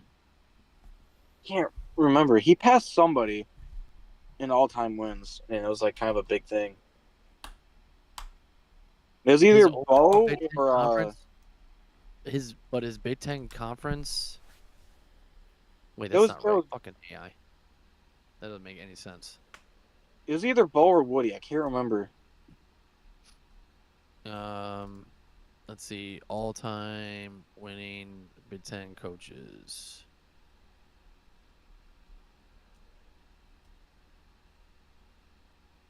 For wins. Yeah, either way. He passed Bo. He passed Bo and Joe Paterno. Yeah, it was Bo. I couldn't remember if it was Bo or Woody. So where's he ranked then? It was big. He's third. So who's first and second? Alonzo Stagg is first. Woody Hayes is second, and then Kirk is third, and then like two more behind him is Bo and Joe. Damn. And then Lloyd Carr is 9. I would have guessed Paterno would have been like 1 or 2 just for how long he was there. Fucking 1993. I mean, he was only head coach from 93 to 2011. Yeah, I guess it feels a lot longer than what it actually was. Yeah, I thought. I mean, you just remember like the games of him just being old as fuck and clearly like not fit to be their coach anymore, and it just made you feel like he was there for 40 years. Well, they weren't. Didn't he retire in 2014? Well, no. I think it was before that. You said 2011, right? He's 2011, but he's been with Penn State a lot longer than that. Because Penn State didn't join the Big Ten until 93. So he was so he was we were only looking at Big Ten wins, and he was coaching. He was already the coach for a few seasons before they joined the Big Ten. Yeah, his record as a coach for 46 years. Oh my God. 409 and 136 with 3 ties. That's fucking crazy. Yeah, that's wild. Yeah, Ferenz is like people don't talk about him enough. Like, he's a good coach. He's, like I said, he's just been consistently consistent. Like, top third of the Big Ten year in and year out. He's going to get you 8 or 9 wins. There's definitely a ceiling at Iowa that their ceiling probably is getting into the playoff. Anything above that is just, like, not expected out of them. I mean, for a school with the resources that they have and what he's kind of got playing against him there, he's been really good. Yeah. Yeah. I mean, he has to be one of the longest tenured coaches in history. Probably. Yeah. He's probably up there. Has to be. There's just no way. Like I said, since 99, I mean, that's just like, I would say active right now. Yeah. 26 years. I mean, I think Bobby Bowden was. I was gonna say Bowden's got to be up there. He's probably got to be the longest, isn't he? No, it's Joe Paterno. Paterno's been a head coach for the most seasons. Yeah, 46 seasons. Jesus. And then Bobby Bowden, Bear Bryant, Pop Warner, and then Nick Saban. Nick Saban's a goat. Facts. And then Lou Holtz still up there at number 10. knows See, I been at think Penn whenever State you got to for get in that 46 list, it's got to be at one school. Because if you leave, because a lot of times it's like the guy's first coaching position, and it turns into like that's just like home for them, and they're essentially just stoned into a part of the university. Where if you're like a guy who works your way up, or like gets to a school, goes to another school, goes to another school, like you don't have that personal connection with those other schools like you do like your first school. So it's a lot easier for them to eventually either fire you or you just to decide that like you want to just stop coaching. Well, that you say that, right? But like I'm looking at the list right now. Joe Paterno and Tom Osborne and Frank Beamer are within the top 10 are the only 2 coaches that have stayed at one school. Like Bobby Bowden coached at Virginia Florida State, West Virginia, and then Well, Nick like, Saban, I'm sure Alabama. there's like those other coaches, like they probably started at like a Bowling Green or like a Toledo and then worked their way up. Yeah. But I mean, like their first yeah. like big school, like there's a lot better chance that you just stay at your first big school because once you're there for so long, you're essentially like family of that school. Like you're not going to leave, they're not going to fire you as long as you keep the program and like consistently good. Obviously, like teams like Ohio State, teams like Michigan, like yeah, like Ohio State and Michigan's not going to sit there and put up with 8-9 win seasons year over year. So there's different expectations, but at a school like Iowa or even like Nebraska or Wisconsin, like those types of schools, I mean, even like Nebraska and Wisconsin, I think they would eventually run out of patience with consistent 8-win seasons. But like Iowa, like that's pretty good for them. Yeah, it's good. Yeah, I remember I went to a game. I think I was like 14 years old. I went to a game in Michigan. Michigan was playing Iowa, and Iowa absolutely destroyed us, like 36-9. They had this one quarterback. Can't remember his name, but like he completely just dominated our defense. Just ran all over them. I mean, that's like kind of like just been like Iowa, and like they had like a top, always had like a top defense. Like it's just been consistently good. It's still good like, too. Kirk is like a linebacker. That's Kurt guy. Ferentz. Yeah. That's Kurt Ferentz in Iowa. Yep. Terrible offense, elite defense. Yep. And then he'll just randomly pop up with a top 60-ish offense. I think their offense was better last year than what it's been, but it's still not. That's why. Yeah, 7th. I mean, typically they're around like 115th. And, top 10 rushing offense. That's why I think Iowa, they're just due for a Kirk Ferentz year because it's been 10 years since, they've had one. Yeah, I could see it. I could definitely see it. Losing Caleb Johnson sucks, though. That dude was a dog. An absolute dog. Yeah, but I think they also bring back a running back that had like 50 attempts last year, behind him. So he has experience as the backup. Kamari Moulton. Yeah, something. He's a pretty experienced running back himself, being the backup.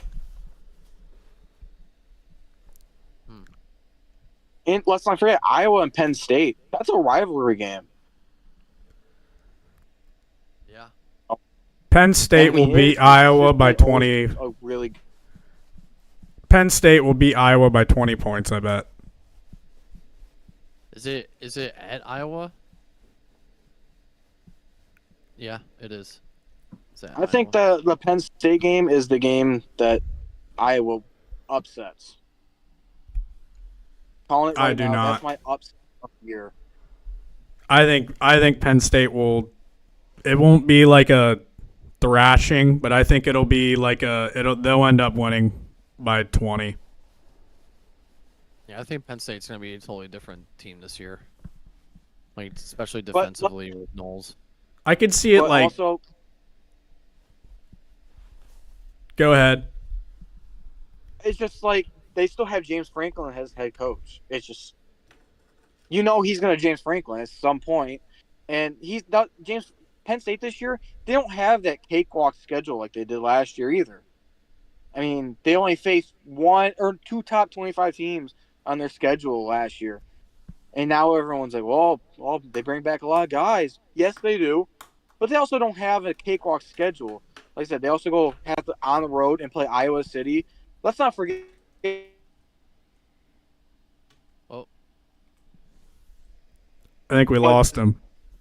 5 teams. you there? Are you there? Yeah, you went robot. Oh, I mean, Ohio divided. I mean, you've been cutting in and out this whole time for me. Yeah, it's gotta be you because I hear him pretty fine. Oh, Yeah, I've heard metal completely fine. it must be just me then. But like I said, I was nicknamed the top 5 play where top 5 teams go to die. That's Iowa City. So and then James Franklin's going to James Franklin at some point. He doesn't have the cakewalk schedule. Yeah, I mean they play. Like I said, The first they test only is had Oregon. 2 top 25 teams on the schedule. Yeah, at home for the first night game of the top 5 team. So that's good for Penn State. So like Divided and I talked about this I think a couple episodes ago that like the last 6 games is like gonna be a gauntlet besides like Oregon because they got to play at Iowa, at Ohio State, Indiana, Michigan State sucks, but they could be different this year. Nebraska and then Rutgers is yeah it's Rutgers. Yeah. I mean it could be a change of pace. I don't know. I don't think Iowa is gonna beat Penn State. But like Iowa is notorious. Like it just depends like on the setting for that, like to where like their defense can step up and don't make big plays. Yeah. Because they've had, I mean, like history says, like they've had some games to where like they'll just win by a fucking blocked field goal, or like like they'll block a field goal, make a field goal. Yeah. It'll be like extremely close games, especially nighttime games. Yeah. But in those years, they've also had terrible offenses. I think the game will be something like 13-3, 13-6 at halftime, and then end of the third quarter, it'll be something like 20-9, and then I think the final will be something like 27-9, like something like that. Like I don't think, I mean, Iowa's offense is improved, but I think Penn State's gonna have a really fucking good defense this year.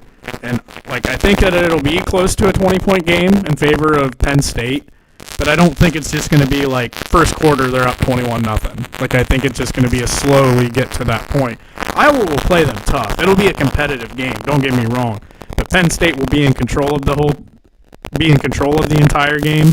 And I get the comments of James Franklin. I understand that, but I think a lot of the times that usually comes in the postseason has been his issue. I know he's lost some regular season games through the years and whatnot, but I don't know. I think they're primed to make that next step. Like they've got a core there that is back for about a third year together, whole offensive line back. I think Penn State is going to be the truth, and it makes me feel that way even more when I heard James Franklin went on triple option a few weeks ago, and just like his attitude towards the whole narrative of like, hey, people look at you as a team that like you fumble it whenever you get to the postseason. You don't always pull out the big games. And he basically said, yeah, I mean, that's reality. That's 100% true. All the critics that say that, they have every right to say that because we haven't pulled through in those moments. He said, but we're right there. We're right there. We have the guys in the locker room to get us over the hump. We tweak a little things here, tweak a little things there, and you never know where you could get. So, I don't know. I'm pretty high on Penn State this year. I think James Franklin, if it's not now, when are you ever going to do it? And I think they're going to ultimately win the Big Ten, and I think they're going to go on a playoff run. I don't know, like I said, I think that's my upset of the year, in my opinion. There's always upsets. That's just my upset of the year. I also think James Franklin is going to break the streak against Ohio State this year. So I can see it. Real quick. Still got to play. Before we go on real quick, Divided, can you just talk for like 5 seconds? Yeah. I think You're fucking crackling. Oh, Me? I'm not the Like only hard. one. Okay, good. Yeah, I was like, what the fuck? It's a Focusrite thing. I thought it was like he had a paper bag or something. Has it been like that the whole time? No, I thought it was me because like my Focusrite will do it sometimes, and I'm like, I started unplugging my Focusrite and stuff, and then when Michigander started talking, it didn't do it. So I was like, yep, you're doing it. So Is it still doing it? yeah, what you have to do is unplug your Focusrite and plug it back in.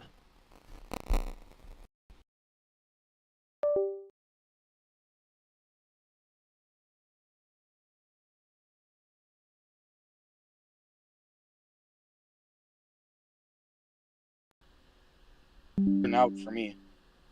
How's that? It's better. It's fixed now. All right, good. Yeah. I was like, Okay. ah, fuck. Yeah, that was kind of bad. I thought it was me because you guys said earlier that I was cutting in and out. So I thought it was me the whole time. Yeah, it's a stupid defect with these USB audio interfaces. It's dumb. Yeah, I'm on my phone, so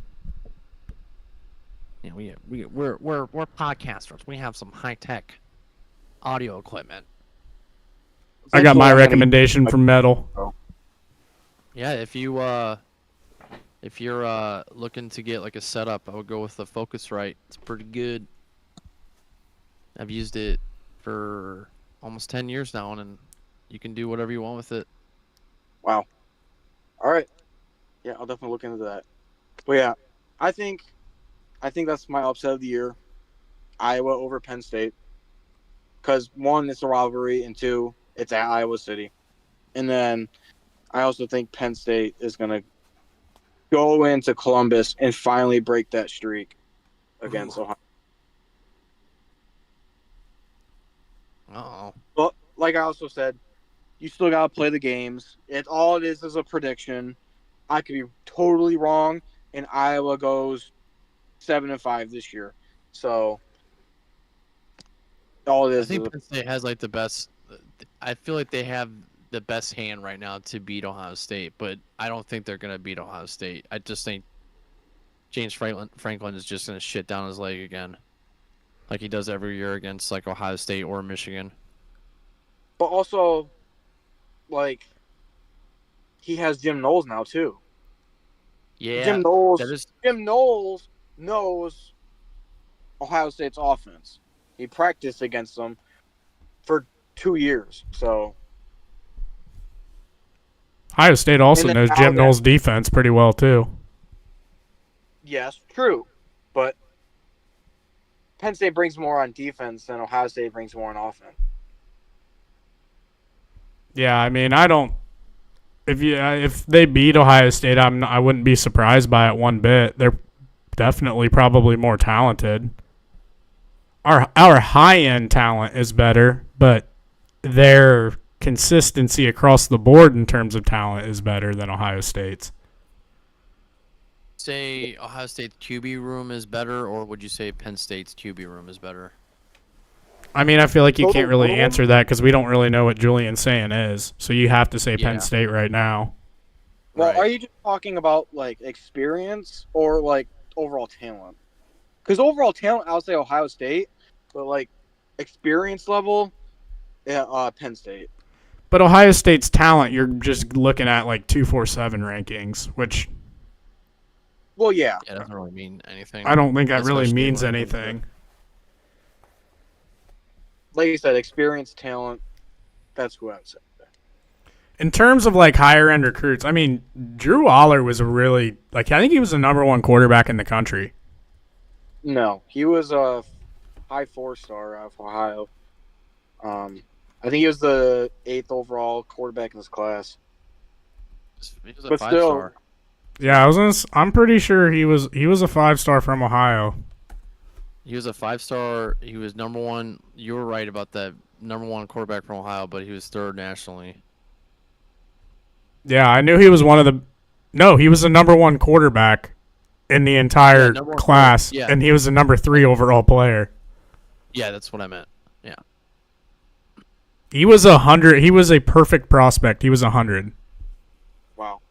and Penn State pulled that. That's insane.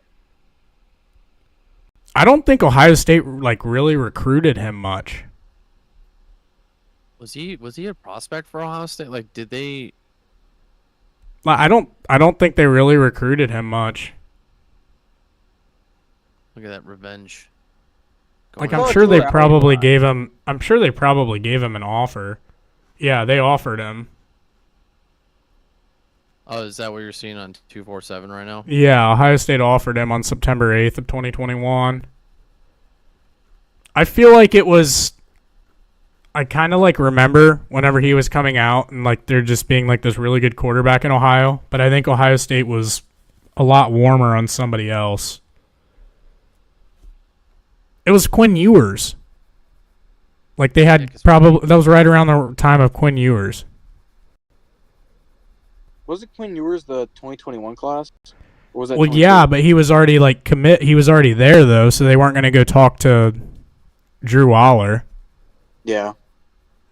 Like at that point, Quinn Ewers was the future of the quarterback room, so they weren't going to go take the number one quarterback in the next class because Quinn was already there.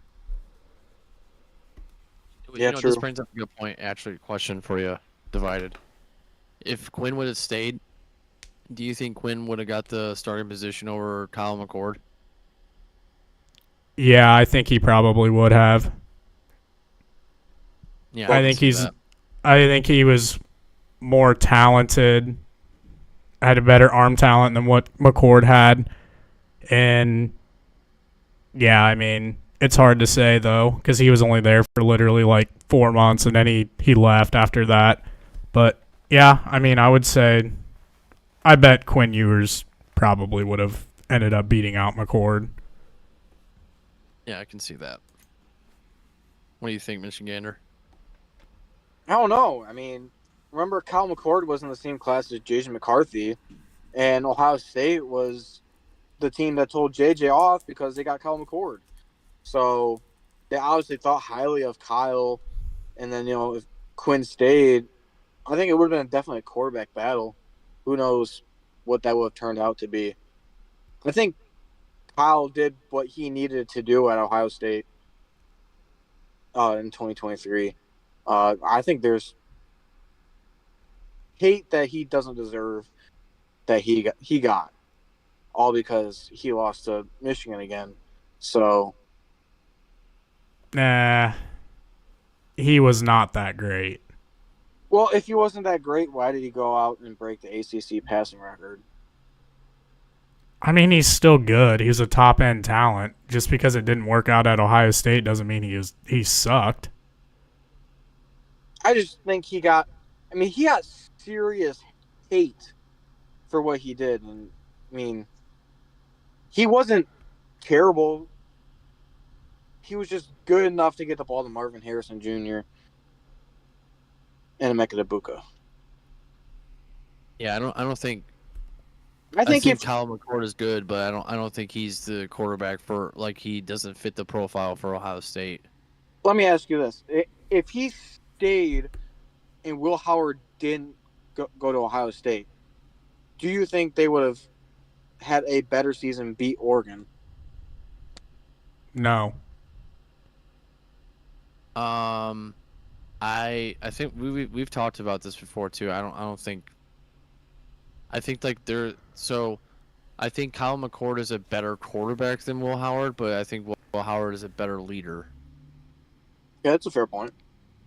Like, I mean, there's a difference. Like just like with pose and not like mannerism, but just like head game. Like I think Kyle McCord got in his head a lot. Well, the offense with Will Howard was so much better than the offense with Kyle McCord. Well, you also had Quinton Junkins too, and Jeremiah Smith. So I mean, that's a point. Kyle McCord had Marvin Harrison Jr. and train him. Train him was good too. Yeah, and but he wasn't Travion. good. Well, I also here's another thing too, like another outside context to this. Like Kyle McCord had Hartline and Day calling the plays, and while Will Howard had Chip Kelly. Mm-hmm. Yeah, I So, mean, I definitely that think Chip that Kelly kinda was huge. much better, but Ohio State would not have done what they did this past year if if Kyle McCord was the quarterback. Solely based on leadership, it was apparent from day one. Will Howard was a different level of leader than what Kyle McCord was. I think if you want to get into like how their play is as a quarterback, I think they're very comparable in the passing game. Howard's probably a little bit more athletic on his feet, but that's not really saying a whole lot. But I think it definitely came down to the guys rallied around Will Howard a lot better than what they did Kyle McCord. He brought a fuck you energy to the team that they didn't have the year before. Yeah, Kyle McCord was like timid. He wasn't like Yeah, he exactly. just wasn't the profile for Ohio State. And like I can say the same about like CJ Stroud too. Like CJ Stroud's a great quarterback, but I don't think he was like When the moment got big, both of those two would Yeah. fold. yeah, they would fold. When the moment got big for Will Howard, he embraced it.